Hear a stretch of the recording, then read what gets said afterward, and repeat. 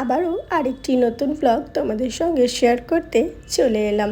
আমি তোমাদের Riya. Welcome to sunshine Saptaborna. সকালটা অনেকক্ষণ আগেই হয়ে গেছে, কিন্তু রাজামশাই আর রাজকন্যার ঘুম ভাঙছেই না। এদিকে অনেক কষ্ট করে রেইনিকে ঘুম থেকে তুলে এই দেখো আমি ওকে রেডি করতে বসে গেছি। তোমরা ভাবছো হয়তো স্কুলে যাবে, তার জন্য আবার এত মেকআপ কেন? আর বলো না, আজকে ওদের স্কুলে হচ্ছে রেট্রো লুক ক্রিয়েট করে যেতে বলেছে।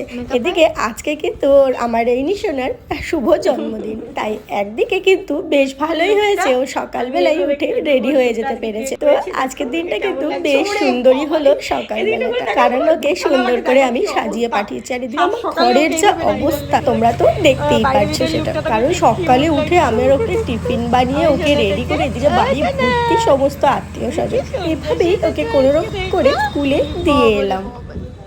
দেখো রেইনিকে স্কুলে দিয়ে এসে তো এখন আমার ঘর গোছানোর কাজ চলছে। এখন আগে ঘরটা গুছিয়ে, একটা ঘর অন্তত আগে গোছাবো, গুছিয়ে নিয়ে তারপরে যাব রান্নাঘরে।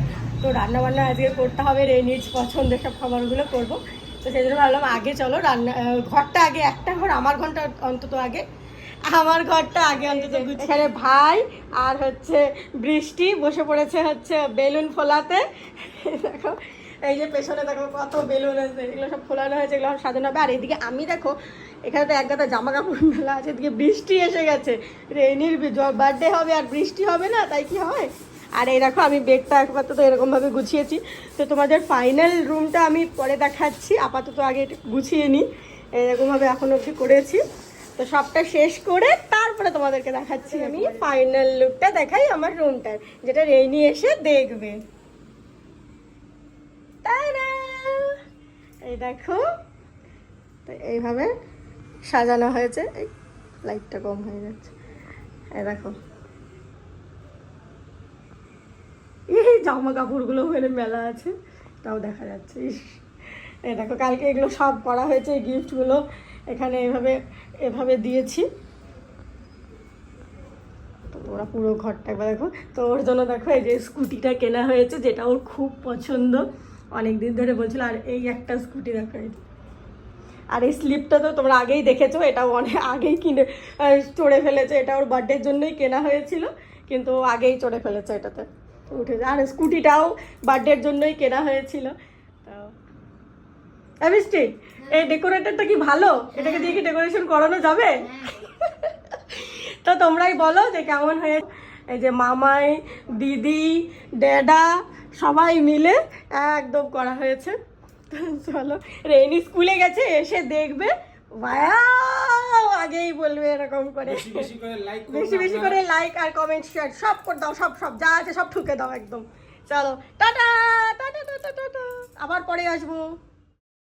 আমরা রেইনিকে হচ্ছে স্কুলে নিতে এসেছি, আর এসে দেখছি যে রেইনি প্লাস ক্লাসের মতো বার্থডে সেলিব্রেট করছে।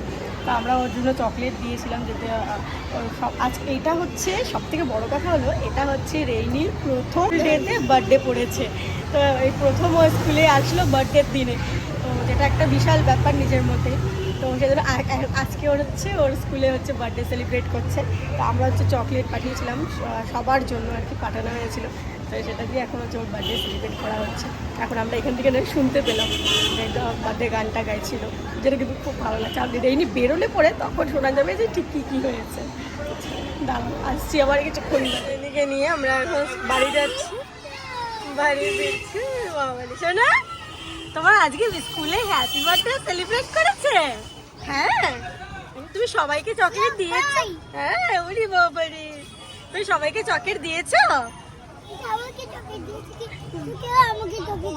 ওলে বাবালে বাবালে, ওকে কেউ নাকি চকলেট দেয়নি। আচ্ছা আচ্ছা ঠিক আছে, যা ঘরে যাও, চলো।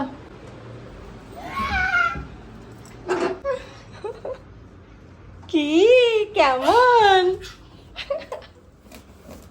এলি বাবালে, এলি বাবালে, আমার আমার তোমার পছন্দ হয়েছে মা? আমার বলে বাবালে, এই তো কি কত কত গিফট আছে, আগে ওটা দেখো, কত কিছু আছে। ওলে বাবালে, আগে ওর ওইটাই খোলা লাগছে, দেখছো তো? ঠিক বাদর ঠিক জানে ওর কি জিনিস, ওইটাতেই চলে গেছে আগে। ও মা, তুমি এত জিনিস দিছি, তুমি খালি ওইটাই আগে খুলছো? আগে তো এটা খুলে দেখতে দাও। ওলে বাবা, তারপরে তো ওলে বাবা, এসিটা চালিয়ে দাও, পুরো গরম লাগছে। ফ্যানটা চালানো যাবে না, ফ্যান চালালে সব উড়ে যাবে। ইউনিকর্ন, আমার সোনার ইউনিকর্ন ফেভারিট তো। Black slime. ব্ল্যাক কোথায়? ওটা তো তুমি ব্লু স্লাইম, তো তুমি তো ব্লু এনেছো। খোলো খোলো খোলো, পুরোটা খুলে দাও। খোলো দিদি, একটু হেল্প করো। দাও খুলে দিই। এই নি বাবা, এ রাম বিছানায় উঠে পড়েছে। এই যে আমি না ওর প্রত্যেকটা জন্মদিনে ওর সব কিছু আমি নিজে হাতে করাটাই বেশি পছন্দ করি। তাই এবারের জন্মদিনটাও আমি কিন্তু সবটা একা হাতেই গুছিয়েছি, এবং এখানে আমাকে সাহায্য করেছে আমার ভাই, আমার ছোট্ট মেয়ে দুটো, আর আমার হাজবেন্ডও। এদিকে দেখো রেইনি কি বলছে।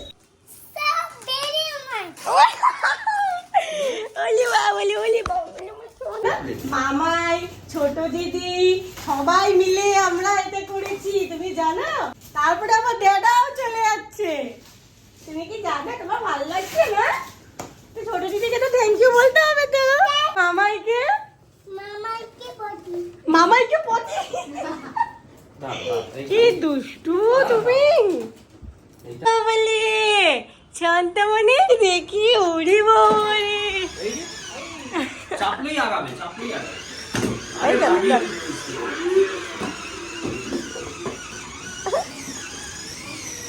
ওরে বাবা, এই গেল।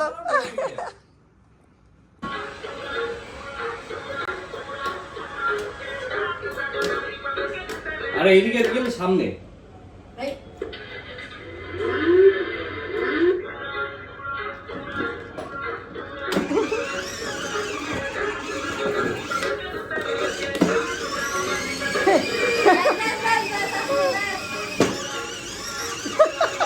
পাটা আবার উঠিয়ে দে। ওরে বাবা, নিজেই সব করে নিচ্ছে। আর এবারের জন্মদিনে আমরা রেইনিকে এই স্কুটিটা কিনে দিয়েছি, যেটা পেয়ে ও কিন্তু খুব খুশি হয়েছে। আর এরপর আমি যাব সোজা রান্নাঘরে, কারণ আমি আজকে রান্নাটা সম্পূর্ণ যা যা রান্না হচ্ছে সবটা কিন্তু আমি একা হাতেই করছি। কারণ আমি দেখতাম আমার মাকে, আমার মাও আমাদের জন্মদিনে কিন্তু এভাবে সুন্দর করে সাজিয়ে সবটা নিজে একা হাতে করতো। তাই আমিও রেইনিকে প্রত্যেক বছর ঠিক একই জিনিসটা করে থাকি। আরে এখনই রেইনিকে স্কুল থেকে নিয়ে আসলাম, তাই এখন আসলাম আমি রান্নাঘরে সবে মাত্র। তার মধ্যে দেখ না, এখানে ডাল বসিয়েছি, এখানে পায়েস বসিয়েছি, আর এখানে আবার হচ্ছে ভাত বসিয়েছি। এই 3 দিকে করে আমি আজকে রান্না করছি। কখন যে হবে আমি জানি না, এখনো প্রচুর রান্না বাকি আছে, প্রচুর আইটেম করতে হবে।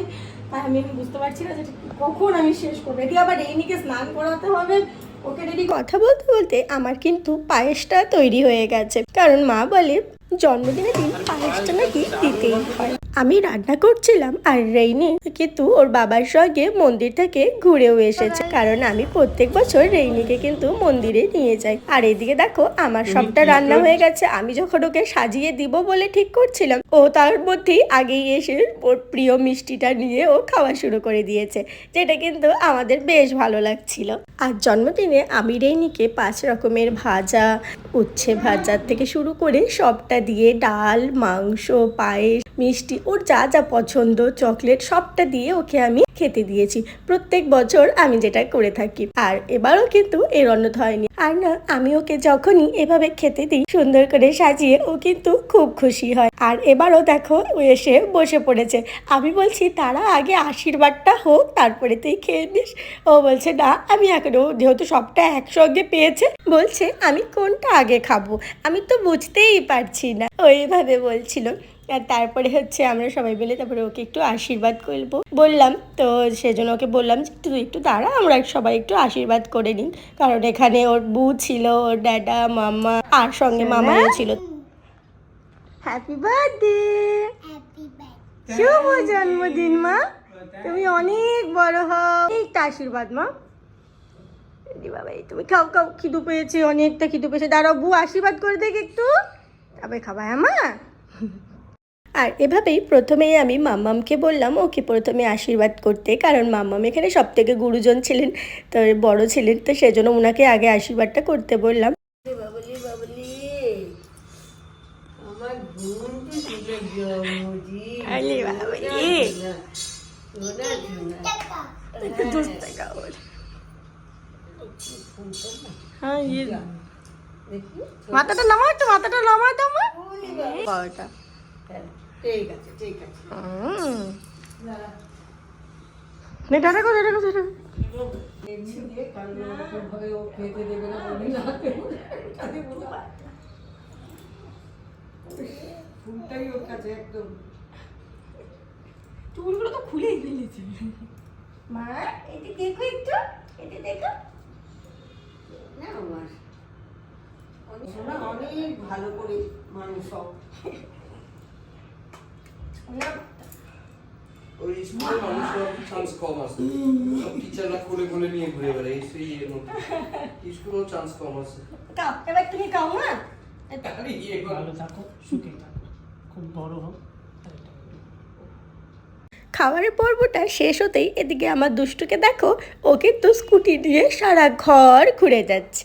আর তারপর আমাদের বাইরের ঘরটার কিছু ডেকোরেশন বাকি ছিল, সেটাও আমি একসঙ্গে কমপ্লিট করে নিয়েছি এবং তারপর চলে এলো সন্ধেবেলা। তো রেইনিকে রেডি করে দিয়েছি, দেখতে আমার সোনাটাকে কত মিষ্টি লাগছে। Happy birthday to you, happy birthday to me বলো। Happy birthday, happy birthday to you, happy happy এ রাম, জামাটা পুরো বেরিয়ে গেছে। Birthday to you, happy happy birthday, happy birthday you. আমার আজকে হ্যাপি বার্থডে। ওলে বাবালে, চলো চলো, কোথায় যাবে? বাইরে। বাইরে যাবে।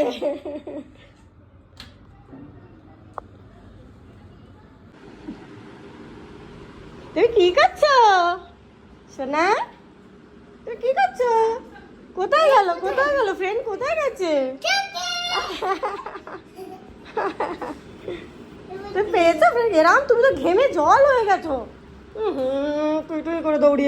এরপরই সমস্ত গেস্টদের আসা শুরু হয়ে গিয়েছিল, যাদেরকে আমরা ইনভাইট করেছিলাম। আর ওনারা হলেন আমার আগের সব থেকে প্রথমের ফ্ল্যাটের আত্মীয় স্বজনা, যাদের সঙ্গে আমাদের একদম আত্মীয়ের মতন সম্পর্ক হয়ে গেছে, যেটা কিন্তু আমার ভীষণ ভালো লাগে। আর এদিকে দেখো, এটা হলো রেডির একটা ফ্রেন্ড, তাই ওর সঙ্গেও কিন্তু খুব মজা করেই খেলছিল। তাহলে তোমাদের কি মজা হতো?